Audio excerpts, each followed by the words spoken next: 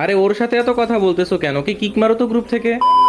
ও মাই god, এই তো হাসিফ ভাই চলে আইছে। মাহিদুল ভাই ভিডিওটা বানাই ফেলেন। আচ্ছা ঠিক আছে, তাহলে আমি 1 2 3 কাউন্ট করি, তোমরা সবাই ইউএমপি ম্যাক্সিমুট মারবা।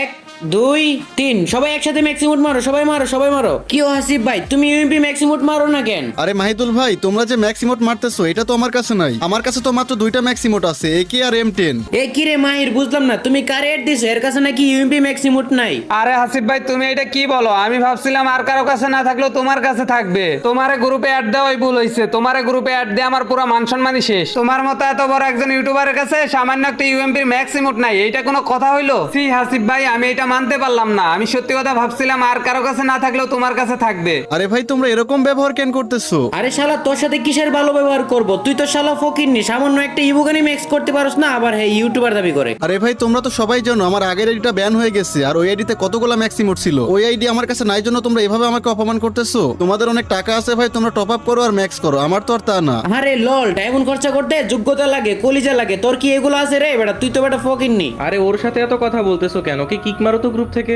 ভাই তুই আর কথা বলিস না, যা তো গ্রুপ থেকে বাইর হ। আরে ভাই বের হবে কি, কিক মারো। গাইস, তোমরা সবাই জানো আমার আগের আইডিটা কিন্তু ব্যান হয়ে গেছে। ভাই তোমরা সবাই জানো আমার আগের আইডিতে কতগুলো ম্যাক্সিমোট ছিল বা ম্যাক্স গান ছিল। এটা নতুন আইডি নিয়েছি, এইটা শুধুমাত্র এই একটা আর এই যে আর একটা, এই দুইটা কিন্তু ম্যাক্স আছে। ভাই এখন আইডিতে ম্যাক্স যদি না থাকে আমার কিছু করার আছে? সামান্য এই যে ইউএমপি ম্যাক্স না থাকার কারণে কি অপমানটা করলো। গাইস, আমাদের ইউএমপি কিন্তু এখন 6 লেভেলে আছে। 7 লেভেল করতে হলে কিন্তু আমাদের আপডেট করতে হবে। তো দেখো 7 লেভেল করলেই কিন্তু আমরা যে এই যে ইমোটটা পেয়ে যাবো, ম্যাক্স ইমোটটা। গাইস, একটু আগে কিন্তু এই ইমোটটার জন্য না থাকার কারণে অনেক অপমান সহ্য করতে হয়েছে।